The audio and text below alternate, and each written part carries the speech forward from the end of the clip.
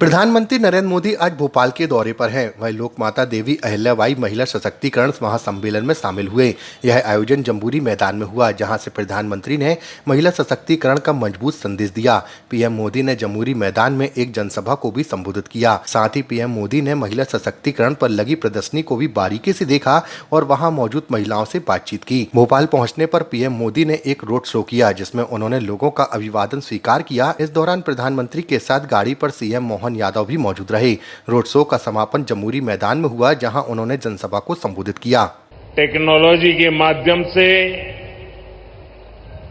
हमारे साथ जुड़े हुए केंद्रीय मंत्री इंदौर से तोखन साहू जी, दतिया से राम मोहन नायडू जी, सतना से मुरलीधर मोहोल जी, यहां मंच पर उपस्थित राज्य के उप मुख्यमंत्री जगदीश देवड़ा जी, राजेंद्र शुक्ला जी, लोकसभा में मेरे साथी वीडी शर्मा जी, अन्य मंत्रीगण, जनप्रतिनिधिगण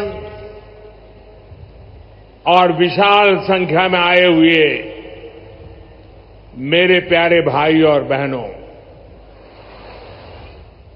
सबसे पहले मैं मां भारती को, भारत की मातृशक्ति को प्रणाम करता हूं।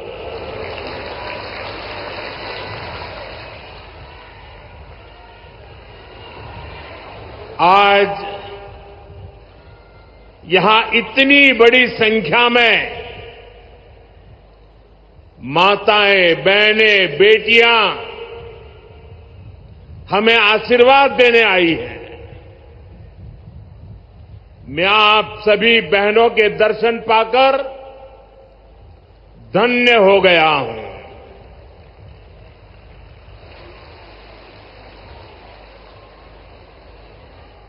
भाइयों बहनों, आज लोकमाता देवी अहिल्याबाई होलकर जी की 300वीं जन्म जयंती है। 140 करोड़ भारतीयों के लिए ये अवसर प्रेरणा का है। राष्ट्र निर्माण के लिए हो रहे भगीरथ प्रयासों में अपना योगदान देने का है। देवी अहिल्याबाई कहती थी कि शासन का सही अर्थ जनता की सेवा करना और उनके जीवन में सुधार लाना होता है। आज का कार्यक्रम उनकी इस सोच को आगे बढ़ाता है। आज इंदौर मेट्रो की शुरुआत हुई है। दतिया और सतना भी अब हवाई सेवा से जुड़ गए हैं। ये सभी प्रोजेक्ट मध्य प्रदेश में सुविधाएं बढ़ाएंगे, विकास को गति देंगे और रोजगार के अनेक नए अवसर बनाएंगे। मैं आज इस पवित्र दिवस पर विकास के इन सारे कामों के लिए आप सबको, पूरे मध्य प्रदेश को बहुत बहुत बधाई देता हूं। और बहुत कम लोगों को पता होगा कि देवी अहिल्या जी हुनर की पारखी थी और वो जूनागढ़ से, गुजरात में जूनागढ़ से कुछ परिवारों को महेश्वर लाई और उनको साथ जोड़ करके आज से 250-300 साल पहले ये महेश्वरी साड़ी का काम आगे बढ़ाया, जो आज भी अनेक परिवारों का वो गहना बन गया है और जिससे हमारे बुनकरों को बहुत फायदा हुआ। साथियों, देवी अहल्याबाई को कई बड़े सामाजिक सुधारों के लिए भी हमेशा याद रखा जाएगा। आज अगर बेटियों की शादी की उम्र की चर्चा करें तो हमारे देश में कुछ लोगों को सेक्युलरिज्म खतरे में दिखता है। उनको लगता है ये हमारे धर्म के खिलाफ है। ये देवी अहल्या जी देखिए, मातृशक्ति के गौरव के लिए उस जमाने में बेटियों की शादी की उम्र के विषय में सोचती थी। उनकी खुद की शादी छोटी उम्र में हुई थी, लेकिन उनको सब पता था कि बेटियों के विकास के लिए कौन सा रास्ता होना चाहिए। ये देवी अहल्या जी थी, उन्होंने महिलाओं का भी संपत्ति में अधिकार हो, जिन स्त्रियों के प्रति की असमय मृत्यु हो गई हो वो फिर विवाह कर सके।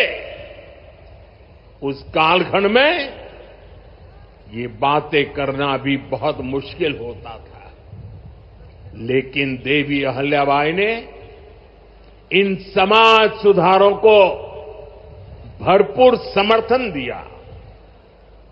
उन्होंने मालवा की सेना में महिलाओं की एक विशेष टुकड़ी भी बनाई थी। ये पश्चिम की दुनिया के लोगों को पता नहीं है, हमें कोसते रहते हैं।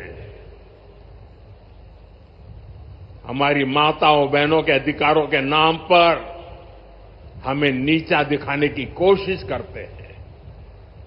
250-300 साल पहले हमारे देश में सेना में महिलाओं का होना, साथियों, महिला सुरक्षा के लिए उन्होंने गांवों में नारी सुरक्षा टोलियां ये भी बनाने का काम किया था। यानी माता अहल्याबाई राष्ट्र निर्माण में हमारी नारी शक्ति के अमूल्य योगदान का प्रतीक है। मैं समाज में इतना बड़ा परिवर्तन लाने वाली देवी अहल्या जी को आज श्रद्धापूर्वक नमन करता हूं, उनके चरणों में प्रणाम करता हूं और मैं उनसे प्रार्थना करता हूं कि आप जहां भी हो, हम सभी पर अपना आशीर्वाद बरसाए। साथियों, देवी अहल्या का एक प्रेरक कथन है जो हम कभी भूल नहीं सकते, और उस कथन का अगर मोटे मोटे शब्दों में मैं कहूं तो उसका भाव यही था कि जो कुछ भी हमें मिला है जनता द्वारा दिया ऋण है, जिसे हमें चुकाना है। आज हमारी सरकार लोकमाता अहल्याबाई के इन्हीं मूल्यों पर चलते हुए काम कर रही है। नागरिक देवो भव, ये आज गवर्नेंस का मंत्र है। हमारी सरकार विमेन लेड डेवलपमेंट के विजन को विकास की धुरी बना रही है। सरकार के हर बड़ी योजना के केंद्र में माताएं, बहनें, बेटियां हैं। आप भी जानती हैं, गरीबों के लिए 4 करोड़ घर बनाए जा चुके हैं और इनमें से अधिकतर घर हमारी माताओं बहनों के नाम पर है। अब मालिकाना हक मेरी माताओं बहनों को दिया है। इनमें से ज्यादातर महिलाएं ऐसी हैं जिनके नाम पहली बार कोई संपत्ति दर्ज हुई है, यानी देश की करोड़ों बहनें पहली बार घर की मालकिन बनी है। साथियों, आज सरकार हर घर तक नल से जल पहुंचा रही है ताकि हमारी माताओं बहनों को असुविधा ना हो, बेटियां अपनी पढ़ाई में ध्यान दे सके। करोड़ों बहनों के पास पहले बिजली, एलपीजी गैस और टॉयलेट जैसी सुविधाएं भी नहीं थी। ये सुविधाएं भी हमारी सरकार ने पहुंचाई। और ये सिर्फ सुविधाएं नहीं है, ये माताओं बहनों के सम्मान का हमारी तरफ से एक नम्र प्रयास है। इससे गांव की गरीब परिवारों की माताओं बहनों के जीवन से अनेक मुश्किलें कम हुई है। साथियों, पहले माताएं बहनें अपनी बीमारियां छुपाने पर मजबूर थी। गर्भावस्था के दौरान अस्पताल जाने से बचती थी। उनको लगता था कि इससे परिवार पर बोझ पड़ेगा और इसलिए वो दर्द सहती थी, लेकिन परिवार में किसी को बताती नहीं थी। आयुष्मान भारत योजना ने उनकी इस चिंता को भी खत्म किया है। अब वो भी अस्पताल में 5 लाख रुपए तक का मुफ्त इलाज करा सकते